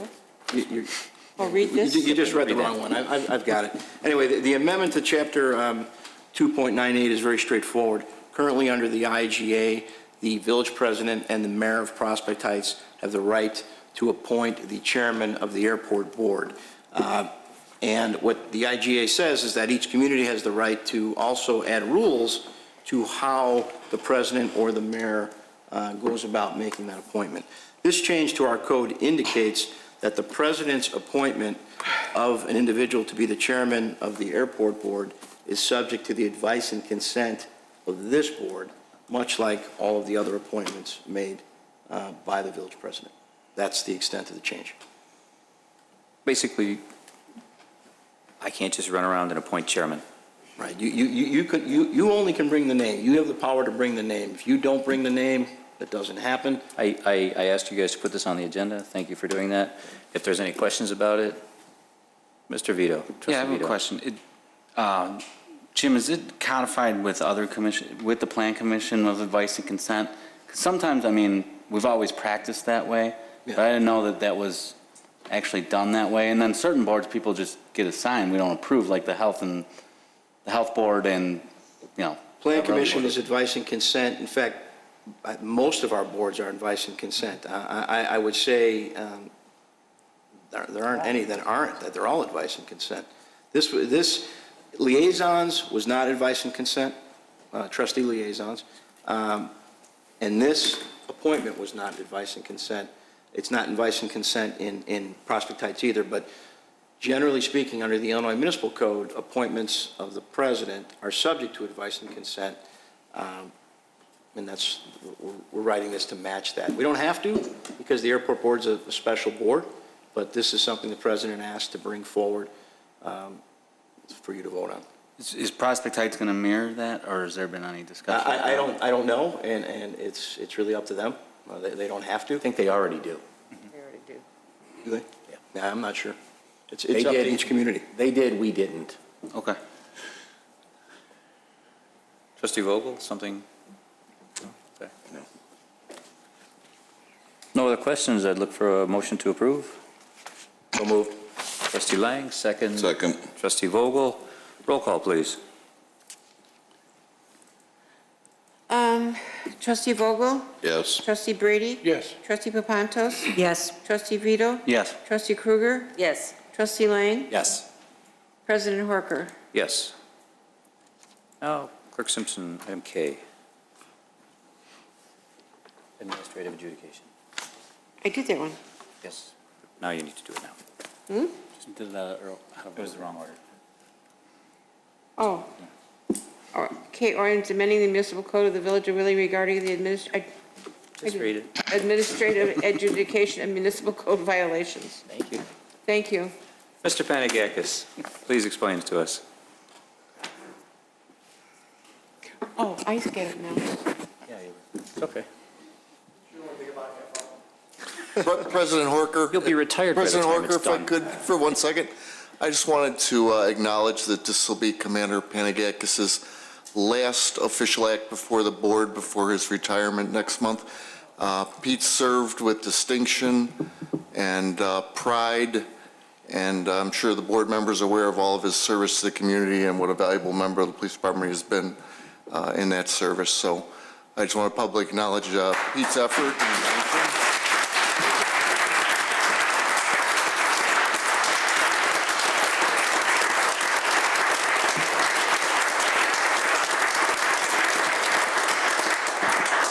And in true fashion, he's not leaving anything hanging, and this is one of his last major projects. All right, now I'll keep it to 5 minutes. As you may be aware, this is our second phase of our electronic ticketing. It ties into at the beginning of the year when we incorporated MSI and our parking and compliance ticket. What this does is it ties in our local ordinance violations on an electronic basis. But what we're asking is to transition our local ordinance violations from Cook County courts into our adjudication hearing process. And in the executive memo, we listed the benefits to not only the violator but our village and our department that we would get by doing this. So with that being said, we have to allow the adjudication of our local ordinance citations in front of our hearing officer to allow this to happen. So. Questions from the board? Yeah, I have a question. Trustee Vito, then Trustee Papantos. Jim, like, legally, like, what is the, I guess, a relation in federal law would be, what's the supremacy clause issue with state law versus a local ordinance? Some of the things in there are obviously violations of state law, like possession of drugs and discharge of a firearm and all that type of stuff. How can we say, well, you know, this guy's going to have 30 ounces of marijuana, or 30 grams of marijuana on him, but we're just going to have it be a ticket, even though the state law says it's a class whatever felony or misdemeanor? No, we can't charge felonies in adjudication, and that won't happen here. What we're doing here, Trustee Vito, is a very common approach that most communities are doing. We're taking all our local ordinance violations in-house. They can't be charged as felonies. We have limits on the amount of fines we can allow, and there will be no incarceration administered in terms of penalties. Officer Panagakis, maybe you can expand on that. But Yeah, currently, these offenses are being heard at our village prosecutor level in our traffic courts. So they're already approved and being heard. We just would like to remove it out of the court system in front of our adjudication hearing. And that's only at the adult level. We will still continue to write all our juvenile offenses into Cook County Circuit Courts. Maybe I'm not understanding. So who makes the call of whether or not it's a violation of village ordinance or it's a violation of state statute or both? we're only writing village ordinances to be heard here in the administrative adjudication. On the street, that's the officer's discretion how he writes this. But we can only hear in adjudication, it's Title 8. Title 8 violations under our Wheeling Municipal Code. Okay, so if the officer pulls someone over and they have 30 grams of marijuana on them, can the officer can make a call, I'm going to charge him under Wheeling ordinance, whatever, or I'm going to charge him under I don't think that's going to 735, happen. whatever. I don't think the command staff's directing their officers to downright serious charges to get him here into our adjudication. No, I get that, but if they're violative of both, the officer makes that call then, correct? I mean, at some point, you're violating both laws. On the street, the officer decides how it's going to be written. Correct. Here, we can only adjudicate. And there's no constitutional problem with that, where we only charge or adjudicate our local ordinances as opposed to violations of a grander state law? No. And we're currently doing that. I mean, the officers are given the discretion on what to do on the street, but we're currently doing it into our traffic court in front of our village prosecutor. We just would like to move it out of the village prosecutor and Cook County courts in front of our adjudication hearing officer. Yeah. So we're currently doing all this. But I was fine with a lot of them, like the marijuana and kind of non-violent, even stupid crimes like public urination and things like that. But there's it starts to get a little aggressive with like discharge of a firearm. I think I saw in there. Sure, and that's where our first line supervisors will come into play as they review the case with their officers. And again, they have discretion, but not ultimate discretion when it comes to the severity of the crime.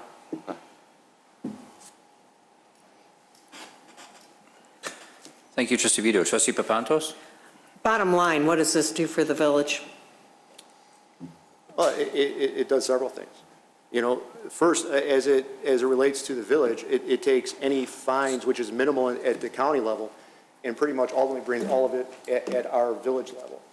What it does for our officers, it allows them the ability to not have to go to county court because the face of the ticket is relied on in the adjudication because it's a civil process. And for the violators, for an individual who may have just made a mistake, it's the first time ever making a mistake, rather than charging with a misdemeanor with possible jail time, it allows them to come in front of our adjudication on a civil process and be found liable, not liable. So I think it's a win-win all the way around. Great. And forgive my ignorance, if someone's speeding on a local side street, okay, they're doing 35 down Manchester, can that be a local, No, or is that? That's a moving violation that goes into county courts. That has to go to county court? Yes. Thank you. Any other questions?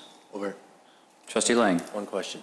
So for those in the audience and watching who are not familiar with the adjudication process, could you explain a little bit about what that process is and who presides? Sure. I believe it was over 10 years ago when we started our adjudication hearing process for our administrative tolls and red light photo enforcement violations. We have selected an adjudication hearing officer who is an attorney. Vic Puskas is our hearing officer, and he's been doing it for over 10 years and does a great job. And what it is, it's really like a civil process where you're found liable, not liable. I also believe that our adjudication hearing officer takes greater accountability and ownership to the violations, and he truly does hear out both the department and the violator in the process. And again, it's not 100% finding of liable. I mean, he takes everything wholeheartedly and makes a proper judgment calls on that. So, you know, like I said, with us asking to come in front of here, I think it's a win-win for all parties involved. And do you see a big, a normal backlog or no backlog of cases? You think due process would happen at a proper?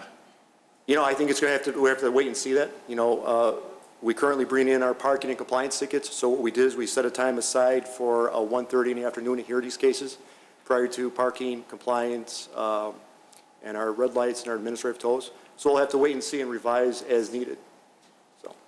If I can add, there's a review process too to the decisions of the hearing officer. Anybody that's unhappy with the decision has the right to appeal to the circuit court under administrative review, which is a pretty simple process to follow for somebody that wants to have a judge take a look at what was done. Great. Thank you. Any other questions? Look for a motion. Trustee So moved. Kruger. Real quick, Pete, is the hearing officer aware of he's been talked to, is he a part of your process? Yes, he has. Yeah, so he's good with this, that his workload's going to increase? Yes. Okay. And again, worst case, we could always add a secondary adjudication hearing if we have to, if we find out that we're overloading them. So it's just going to have to be a wait and see how it works. One of the great things is we have the online ability to pay this. So the violator has the opportunity to pay this online prior to even coming in front of an adjudication hearing officer. So they may not even show up to the hearing. Don't they have that option now, if they wanted to just No, pay? no. Great, It's a must appear into our county courts. thank you. Now, Trustee Lang. Motion, Trustee Lang, second. Second. Trustee Vogel, roll call, please. Trustee Vogel? Yes. Trustee Brady? Yes. Trustee Papantos? Yes. Trustee Vito? Yes. Trustee Kruger? Yes. Trustee Lang? Yes. President Parker? Yes. Thank you, Mr. Panagakis, Can I for take one everything. moment real quick? Yes. Since the chief did bring it up. I just want to say thank you. This is probably one of the best boards over the 29 years I've had the opportunity to work for and with. And it's just a true pleasure. Not only that, the department heads on this side and our legal counsel are some of the best. You know, I'm leaving one family, going to another family. But again, with our chief, you know, I've worked for 6 chiefs. This chief is also one of the best, and he'll lead our department to greatness. And I will miss you, but I'll be down the street. So thank you for everything you've done. And thank you, Thanks, Pete. Commander. Thank you, Commander.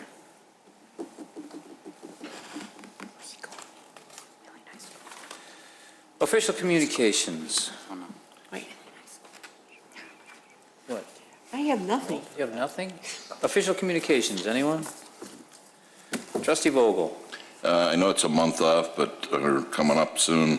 But they talked earlier about Wheeling Helping Hands and the organization that was started by several citizens of the village of Wheeling and several businessmen.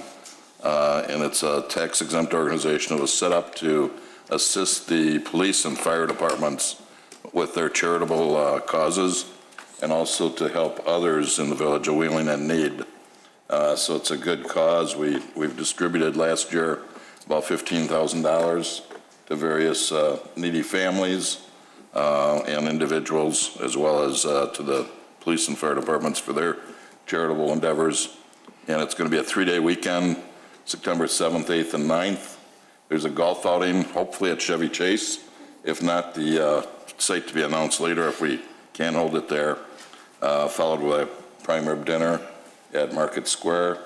That's on Thursday. On Friday night, there's going to be a brunch and a dance in the tent outside Market Square. And then Saturday will be the pig roast. So if you can make any of those dates, it'd be great. You'd be helping a lot of people that need our help right now. So thank you. Thank you. Trustee Papantos? Thank you. One quick question. Recently on the news, and quite often, it's almost on a daily basis, we're hearing about the Ford Explorer police interceptors and the carbon dioxide problem. Are we checking our vehicles, and are we prepared if there is a recall? Because there's been talk that Ford may tend to recall because of a cracked manifold, if I got that right. Yes, we've been monitoring all of the media releases on this. We've been reading all of the trade magazines and all the trade information. Fleet Manager Spratt and I have consulted on this on a weekly basis, and we believe we have a theory as to what the issue is, and we don't believe it involves our fleet, and we are installing CO2 monitors in the vehicles just in case, and we'll be rotating those through to monitor to ensure that there's no issue. Thank you. So thank you for your concern for our officers too. Thank you. Thank you. Trustee Brady? Thank you. Once again, I'm going to bring up 17 acres and that bridge. I've had all kinds of trouble waiting till we get an RDA before we put anything out for design, engineering, and everything else for somebody to use in conjunction with that property. We've got the money. We've given direction to staff on the type of bridge we want. Why do we have to wait until somebody gets all the way through their process before we start with about an 18-month to 2-year process to get a bridge put in over the canal? I'd like to have a workshop on this subject so we can all talk it out, if possible. Okay, Mr. Brady. Anything else? That's it for me. Thank you. Trustee Lang? Thank you. In regards to Fox Point, I want to thank Manager Spondulis and his staff and Director Jennings and his staff for the, I guess, going above and beyond humane treatment of the folks that had still been living there and making sure that they were well taken care of in the recent flooding. We've gotten a lot of memos and updates on it, and I know you guys and your staffs have worked quite a bit on this, and very much appreciate how you would handle and treat Wheeling residents who have been really down on their luck with floodwaters like that. So thank you. Another thing I bring up probably every year, because I go into shopping centers or in other towns or drive through other towns, and I see that shopping centers are paving their shopping centers all the time, brand new pavement. Ranthurst is redoing their pavement, and they're not that old.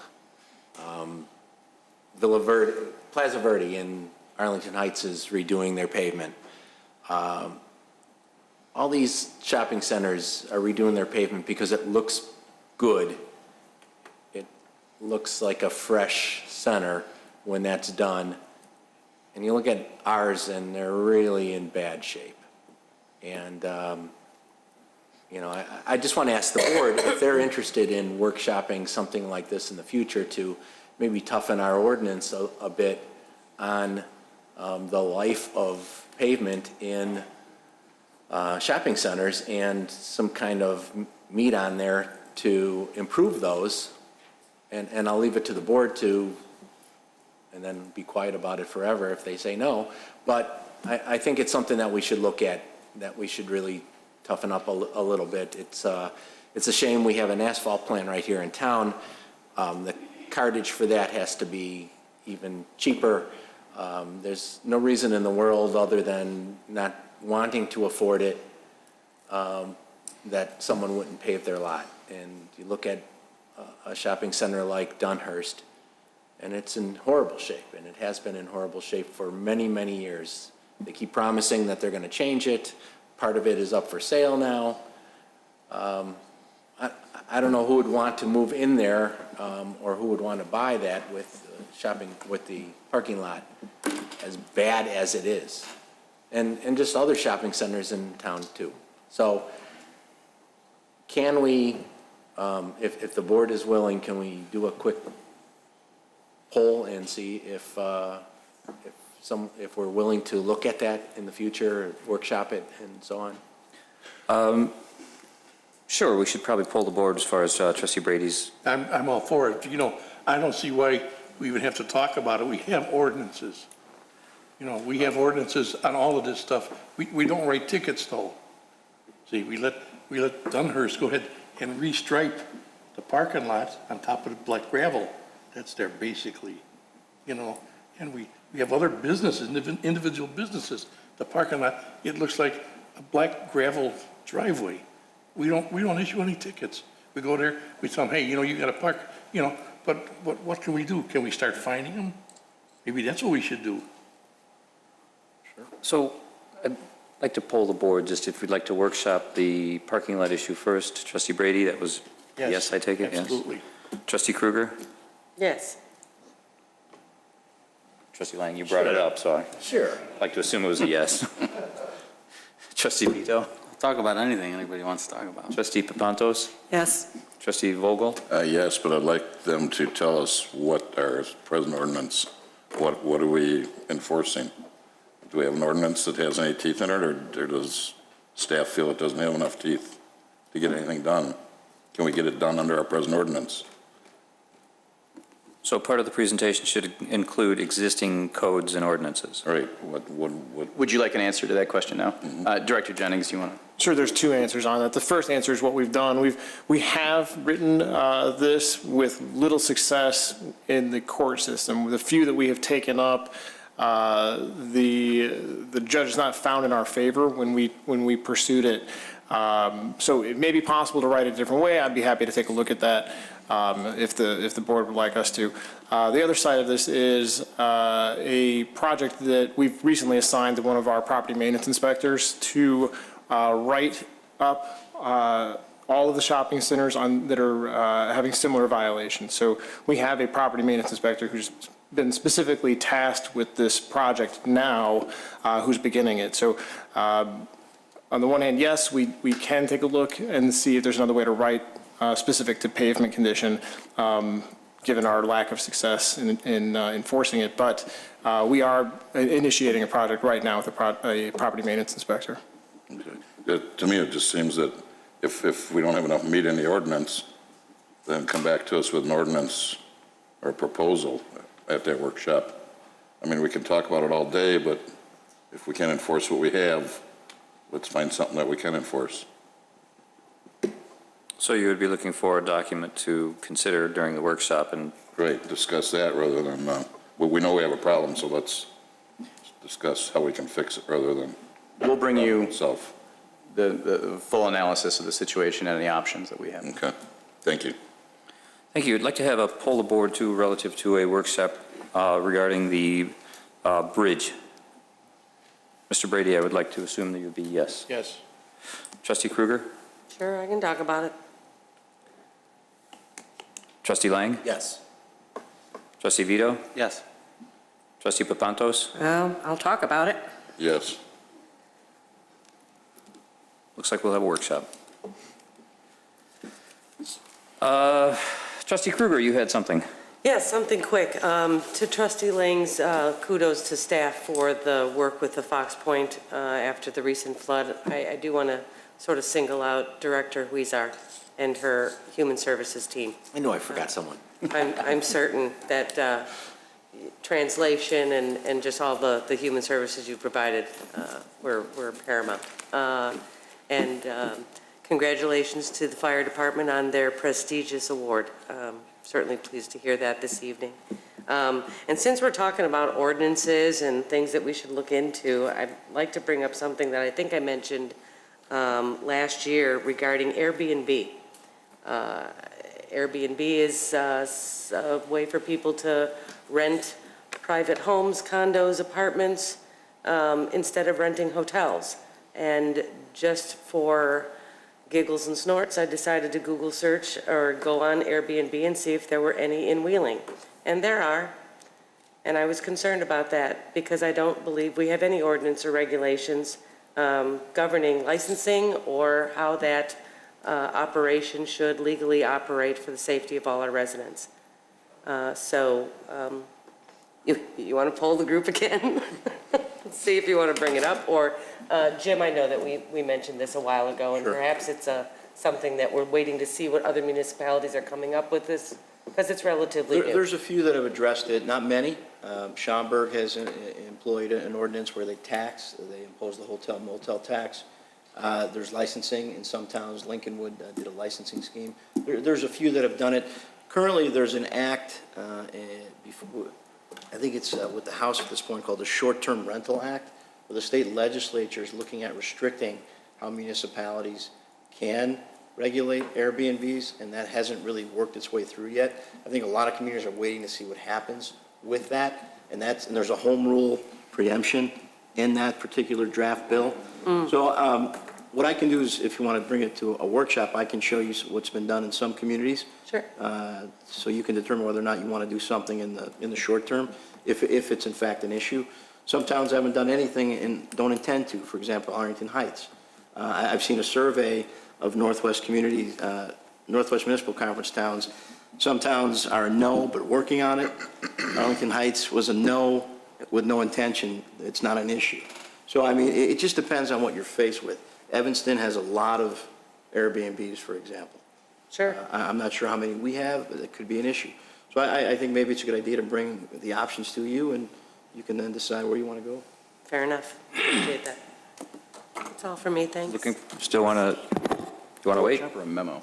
What would you prefer, a report or a workshop discussion? Why don't you see what you can bring us first? And then I think from whatever we find that other municipalities are doing, we can then decide. I'll send a memo. Trustee Brady, I'll go send a ahead. memo to John. If it's true to the word bed and breakfast, that means people are going to be serving food to these guests too, which, There's maybe a health department issue, I don't know. or I'd hate to, keep piling stuff on our inspectors, but, you got to inspect the cooking equipment at least. I think the reason that I brought it up to you a year ago is because there was an ABC News piece where a resident in Chicago lived across the street from an Airbnb, and it was gobs and gobs of people in and out all the time, parties, whatnot, and the residents around it don't know and don't have any expectation of what their safety levels are. Trash, garbage, just, and no real regulation. Chicago has regulated Airbnbs. As you can imagine, it's a big issue there. Sure, big issue. And their ordinance was challenged in federal court, and they just won that lawsuit. So I can show you how that ordinance is drafted as well. Sounds good. Looking forward to your opinion. Any other comments, questions? If not, we'll proceed to the bills. Mr. Svandelis, got anything on the Verizon thing? I do, thank you. Earlier tonight, you heard from a resident asking a question quoted as Buffalo Trail wireless broadband. If anyone who has it in front of them, I am referring to invoices on page 6 of the accruals, about 2/3 of the way down. Actually, the description is Buffalo Trail SCADA.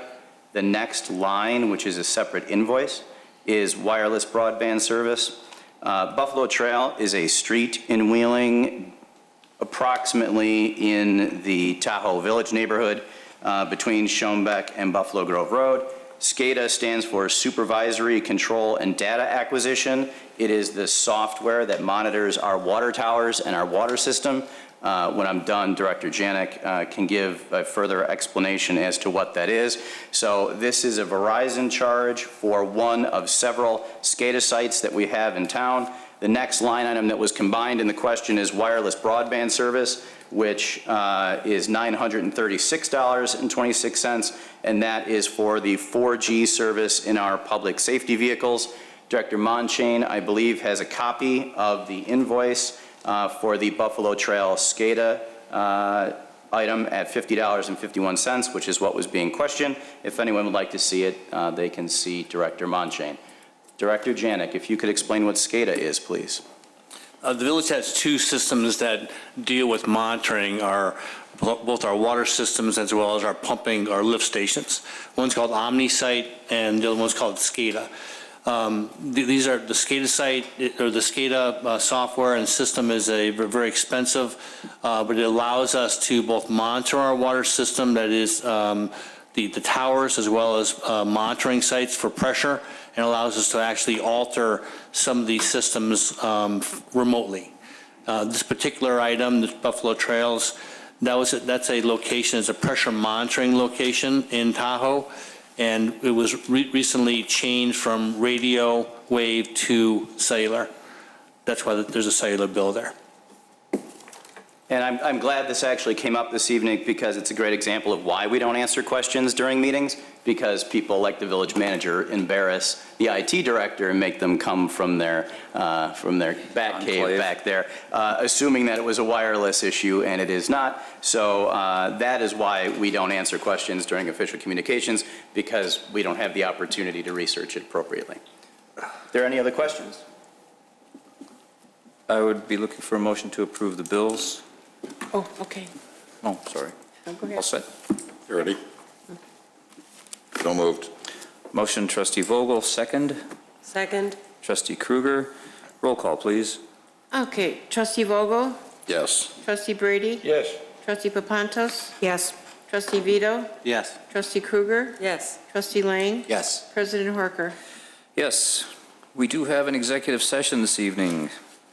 You don't have to go home. You can stay and wait. The purpose of the executive session is the purchase or lease of real property for the use of the public body. I would entertain a motion to recess to executive session. So moved. Trustee Vito got the motion. Trustee Lang comes in second. Roll call, please. Trustee Vogel? Yes. Trustee Brady? Trustee Papantos? Yes. Trustee Vito? Yes. Trustee Kruger? Yes. Trustee Lang? Yes. President Horker? Yes. Okay. See you guys in a while.